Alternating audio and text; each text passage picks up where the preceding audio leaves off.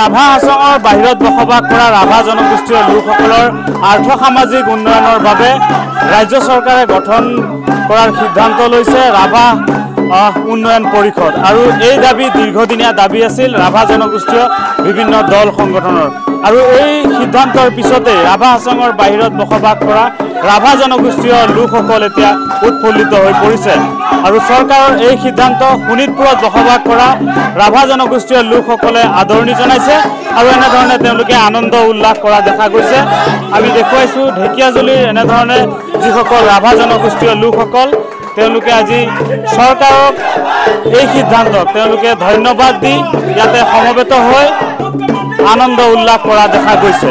যিহেতু ৰাভা হাছঙৰ বাহিৰত বসবাস কৰা ৰাভা জনগোষ্ঠীয় লোকসকলৰ এই দাবী দীৰ্ঘদিনীয়া দাবী আছিল আৰু দীৰ্ঘদিনৰ পৰা তেওঁলোকে এই সংগ্ৰাম কৰি আহিছিল। আৰু এনেধৰণে চৰকাৰে এই সিদ্ধান্ত কাৰ্যকৰী কৰাৰ পিছতে চৰকাৰে এই সিদ্ধান্তক তেওঁলোকে আদৰণি জনাইছে আৰু আনন্দ উল্লাস কৰা দেখা গৈছে।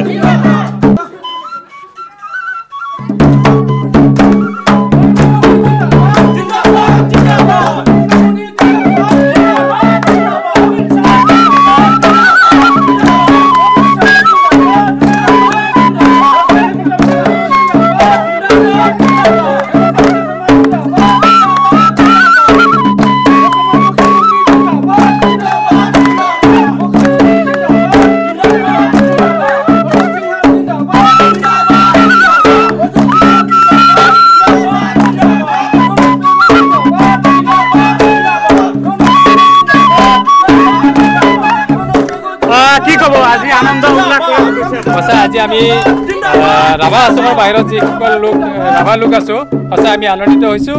কাৰণ মই যোৱা 13 চনৰ পৰা মই উন্নয়ন পৰিষদ দাবী সমিতিত মই উপসভাপতি হিচাপে দায়িত্বত আছিলোঁ। আৰু আজি যোৱা 22 তাৰিখে যি কেবিনেটত আমাৰ মুখ্যমন্ত্ৰী মহোদয়ে আমাৰ অনুমোদন জনালে আমাৰ উন্নয়ন পৰিষদখন, তাৰ বাবে আমি সঁচাই অসমৰ মুখ্যমন্ত্ৰী দেৱক আমি অশেষ ধন্যবাদ জনাইছোঁ। আৰু লগতে আমাৰ WPTৰ মন্ত্ৰী ৰণোজ পেগু ছাৰলৈ আমি সঁচাই অশেষ ধন্যবাদ জনাইছোঁ। আৰু লগতে আমাৰ অসম ৰাজ্যৰ যি ৰাজ্যিক সভাপতি আমাৰ দিলীপ শইকীয়াদেৱে আমাক বহুত তেখেতে সহায় কৰি আহিছে, তাৰ বাবে আমি দিলীপ শইকীয়াদেৱলৈ আমি অশেষ ধন্যবাদ জনাইছোঁ।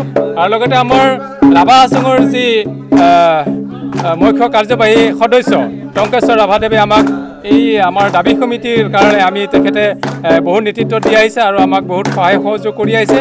আৰু তেখেতৰ উপদেশতে আমি আমাৰ অসম চৰকাৰৰ লগত মুখ্যমন্ত্ৰীৰ লগত বৈঠক কৰিবৰ কাৰণে যোৱা 3 জুনত আমাক এটা সুবিধা দিছিলে। আৰু 3 জুনতে আমাৰ অসমৰ মুখ্যমন্ত্ৰীদেৱে আমাক কথা দিছিলে যে মানে আগষ্টৰ ভিতৰত মই উন্নয়ন পৰিষদখন আমি অনুমোদন দিম। আৰু সেইমতে তেখেতে কথা ৰাখিছে, তাৰ বাবে সঁচা আমি আৰু পুনৰবাৰ মই মুখ্যমন্ত্ৰীদেৱক ধন্যবাদ জনাইছোঁ। নিশ্চয়কৈ ৰাভা ছাত্ৰ সন্থাৰ বিষয়ে আছে কি ক'ব? আজি সঁচাকৈ বহুত আনন্দিত হৈছোঁ, যিহেতু আমি 2013 চনৰ পৰাই আমাৰ এই সংগ্ৰাম যাত্ৰা আৰম্ভ হৈছিল। এই সংগ্ৰাম যাত্ৰাত আমাৰ যিখিনি আমাৰ সমস্যা, এই সমস্যাটো আমি সদায় চিন্তিত আছিলোঁ যে যিহেতু আমাৰ সন্মানীয় মুখ্যমন্ত্ৰী ডাঙৰীয়াই আমাৰ যিখিনি ৰাভা হাছঙৰ বাহিৰত থকা ৰাভাসকলৰ কথা চিন্তা চৰ্চা কৰি পাইছে, তেখেতে আমাৰ যোৱা 22 তাৰিখে যিটো আমাৰ সিদ্ধান্ত মৰ্মে আমাক এই ৰাভা পৰিষদখন গঠন কৰা যিটো অনুমোদন দিলে, তেখেতক কোটি কোটি তেখেতক ধন্যবাদ দিছোঁ।